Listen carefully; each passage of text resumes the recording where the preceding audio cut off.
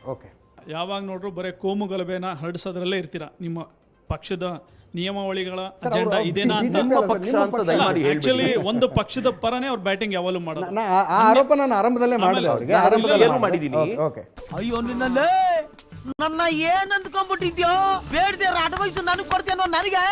ಯಾಕೆಂದ್ರೆ ದಿನನಿತ್ಯ ಅಗತ್ಯದ ವಸ್ತುಗಳ ಬೆಲೆಗಳ ಬಗ್ಗೆ, ಅಗತ್ಯದ ವಸ್ತುಗಳು ಜನಗಳಿಗೆ ಸರಿಯಾಗಿ ನಿಗದಿ ಆಗ್ತಕ್ಕಂಥ ದರಗಳ ಬಗ್ಗೆ ಚರ್ಚೆ ಮಾಡಲ್ಲ. ದಿನನಿತ್ಯ ಆ ಪಂಗಡ ಈ ಪಂಗಡ, ಆ ಕೋಮು ಈ ಕೋಮು ಅನ್ಕೊಂಡೇ ಸಮಾಜದ ಸ್ವಾಸ್ಥ್ಯನ ಹಾಳು ಮಾಡ್ಕೊಂಡು ಹೋಗ್ತಾ ಇದೆ ಇವತ್ತಿನ ಎಸ್ಪೆಷಲಿ ರಾಷ್ಟ್ರೀಯ ಎರಡೂ ಪಕ್ಷಗಳು ಅನ್ನೋದು ನಮ್ಮ ಒಂದು ವಾದ. ನೀನೇ ಅವನ ನನ್ನ ವಿಚಾರ ಕೇಳಕ್ಕೆ ನಿನಗೆ ಮನ ಮರ್ಯಾದೈತಾ? ಒಂದು, ನಾನು ಪಕ್ಷಗಳ ಬಗ್ಗೆ ಮಾತನಾಡ್ಲಿಕ್ಕೆ ಹೋಗಲ್ಲ. ನೀವು ಆರೋಪ 1000 ಮಾಡ್ಬೋದು, ಆರೋಪ ಮಾಡಿದ್ದಕ್ಕೆಲ್ಲ ನಾನು ನನ್ನ ರಂಗ್ ಅದನ್ನೇ ಮಾಡ್ಕೊಳ್ಬೇಕಾದಂತ ಅಗತ್ಯ ಇಲ್ಲ. ಬಟ್ ಒಂದಂತೂ ಹೌದು, ನನಗೆ ಬಹಳ ವಿಚಿತ್ರ ಅನ್ಸೋದು ಏನು ಅಂತಂದ್ರೆ, ರಾಮ ಹುಟ್ಟಿದ ಜಾಗದಲ್ಲಿ ರಾಮ ಮಂದಿರ ವಾಪಸ್ ಆಗಬೇಕು ಅಂತಂದ್ರೆ ಅದು ಕೋಮುವಾದ. ಮರ್ಯಾದೆ ಇದೆಯಾ ನಿಮ್ಗೆ ಮಕ್ಕಳ? ನೀವು ಕಾಶಿ ವಿಶ್ವನಾಥ ಮಂದಿರವನ್ನೇ ಕೆಡವಿ ಮತ್ತೊಂದು ಮಸೀದಿಯನ್ನ ಕಟ್ಟಿದ್ರು, ಅಲ್ಲಿ ಶಿವಲಿಂಗ ಸಿಕ್ಕಿದೆ, ಅದು ಫೌಂಟೇನ್ ಅಲ್ಲ, ಅದು ಶಿವಲಿಂಗ ಅಂತ ನಾನು ಅದಕ್ಕೆ ಪ್ರೂಫ್ ಕೊಟ್ರೆ ಅದು ಕೋಮುವಾದ. ನಾನು ಸುಮ್ಕೂರೋ ಮಗ ಅಲ್ಲ. ಮಥುರಾದಲ್ಲಿ ಕೃಷ್ಣ ಹುಟ್ಟಿದ ಜಾಗವನ್ನ ಕೆಡವಿ ನೀವು ಒಂದು ಮಸೀದಿ ಕಟ್ಟಿದ್ದೀರಾ, ಅದ್ ನಮ್ಗೆ ತೆರವು ಮಾಡ್ಕೊಡ್ರಪ್ಪ, ಅದ್ ನಾವು ಕೇಳ್ತಾ ಇರುವಂತದ್ದು ಅಂತ ಹೇಳಿದ್ರೆ ಕೋಮುವಾದ. ನಾನು ನನ್ನ ರಾಷ್ಟ್ರದ ಔನ್ನತ್ಯದ ಕುರಿತಂತೆ ನಾನು ಏನಾದ್ರೂ ಒಳ್ಳೆಯ ಮಾತುಗಳನ್ನಾಡಿದ್ರೆ ಅದು ಕೋಮುವಾದ. ಅಂದ್ರೆ ಎಲ್ಲೋ ಒಂದು ಕಡೆ ಈ ರಾಷ್ಟ್ರದ, ಈಗ ವಂದೇ ಮಾತರಂ ಬಗ್ಗೆ ನಾನು ಪ್ರೀತಿಯಿಂದ ಮಾತನಾಡಿದ್ರೆ ಮುಸಲ್ಮಾನರನ್ನು ಬಡಕಾಯಿಸಲಿಕ್ಕೆ ವಂದೇ ಮಾತರಂ ಬಗ್ಗೆ ಮಾತನಾಡ್ತಿದ್ದಾರೆ ಚಕ್ರವರ್ತಿ ಅವರು ಅಂತಂದ್ರೆ ಏನರ್ಥ ಇದೆ ಅದಕ್ಕೆ? ಏನು ಈ ಪಾಯಿಂಟ್ ನ ಇಟ್ಕೊಂಡು ನಾನು ರುಬ್ಬೇಕು ಅಂತ ಮಾಡಿದ್ಯಾ? ಅಂದ್ರೆ ಎಲ್ಲೋ ಒಂದು ಕಡೆ ನಾನು ಕಾಶಿಯ ಜ್ಞಾನವಾಪಿ ಮಸ್ಜಿದ್ ಅಲ್ಲ, ಅದೊಂದು ಮಂದಿರ ಅದು ಅಂತ ನಾನು ಕರ್ಕೊಳ್ಳೋದು ಇವ್ರಿಗೆ ಇಷ್ಟು ಕಣ್ಣೂರಿಗೆ ಕಾರಣ ಆಗುತ್ತೆ ಅಂತಂದ್ರೆ ಪ್ರಾಬ್ಲಮ್ ನಂದ್ರೊಳಗಿಲ್ಲ, ಪ್ರಾಬ್ಲಮ್ ನೋಡುವವರೊಳಗಿದೆ ಅಂತ. ಸತ್ಯ ಯಾವತ್ತು ಕಚಡ, ಸುಳ್ಳೇ ಮಜಾ ಜಾಸ್ತಿ, ನಿನಗೂ ಸುಳ್ಳಿನ ಜೀವನನೇ ಬೇಕು. ಅದನ್ನ ತಿದ್ದಿಕೊಳ್ಬೇಕಾದಂತ ಅಗತ್ಯ ಇದೆ ಅಂತ. ಹೀಗಾಗಿ ಕೋಮುವಾದ ಅಂತ ಆರೋಪ ಮಾಡೋಕ್ಕಿಂತ ಮುಂಚೆ ತುಷ್ಟೀಕರಣದ ವಾದ ನನ್ನೊಳಗೆ ಎಷ್ಟಿದೆ, 4 ಓಟ್ ಸಿಗುತ್ತೆ ಅಂತ ಆದ್ರೆ ಏನ್ ಬೇಕಿದ್ರೂ ಮಾಡ್ಲಿಕ್ಕೆ ತಯಾರು. ಭಾರತದ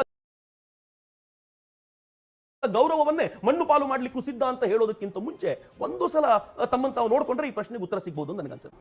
ನಾಚಿಕೆ ಆಗೋದಿಲ್ಲ ಈ ತರ ಮಾತಾಡೋದಕ್ಕೆ?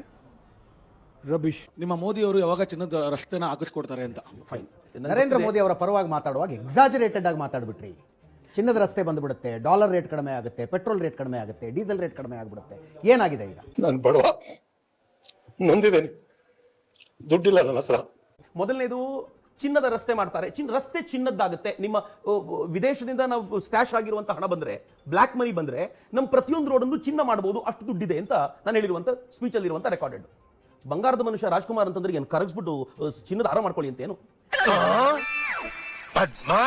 ಚಿನ್ನದ ರಸ್ತೆ ಆಗುತ್ತೆ ಅಂತಂದ್ರೆ ಅರ್ಥ ಏನು ಅದಕ್ಕೆ?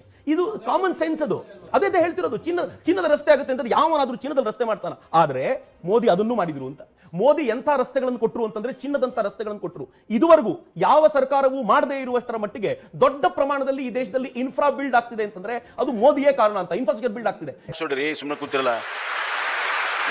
ಬೋಗಿಬೀಲ್ ಬ್ರಿಡ್ಜ್ ಅದು ಗೊತ್ತಿರಬೇಕು. ಬೋಗಿಬೀಲ್ ಬ್ರಿಡ್ಜ್ ಎಂತ ಬ್ರಿಡ್ಜ್, ಎಷ್ಟು ವರ್ಷಗಳಿಂದ ನೆನೆಗುದಿಗೆ ಬಿದ್ದಿದ್ದು ನರೇಂದ್ರ ಮೋದಿ ನಿರ್ಮಾಣ ಮಾಡಿದ್ರು. ಇವತ್ತು ಭಾರತ ಇಂಥ ರಸ್ತೆಗಳಲ್ಲಿ ಹೋಗಬೇಕಾದಾಗ ಅನ್ಸುತ್ತೆ ವಂಡರ್ಫುಲ್, ಈ ರಸ್ತೆಗಳು ಬಹಳ ಚೆನ್ನಾಗಿವೆ, ಹೆಮ್ಮೆ ಅನ್ಸುತ್ತೆ ಅಂತ ಯಾವನಿಗೂ ಅನ್ನಿಸದೇ ಇರೋ ಪ್ರಮೇಯವೇ ಇಲ್ಲ. ಇದು ಒಂದು ಪ್ರಾಮಾಣಿಕವಾಗಿ ಹೇಳಿ, ನರೇಂದ್ರ ಮೋದಿ ಇಂಥ ವಿಷಯದಲ್ಲಿ ನನ್ನ ನಿರಾಸೆ ಮಾಡಿಬಿಟ್ರು ಅನ್ನುವಂಥ ಒಂದು ವಿಷಯನೂ ಇಲ್ವಾ?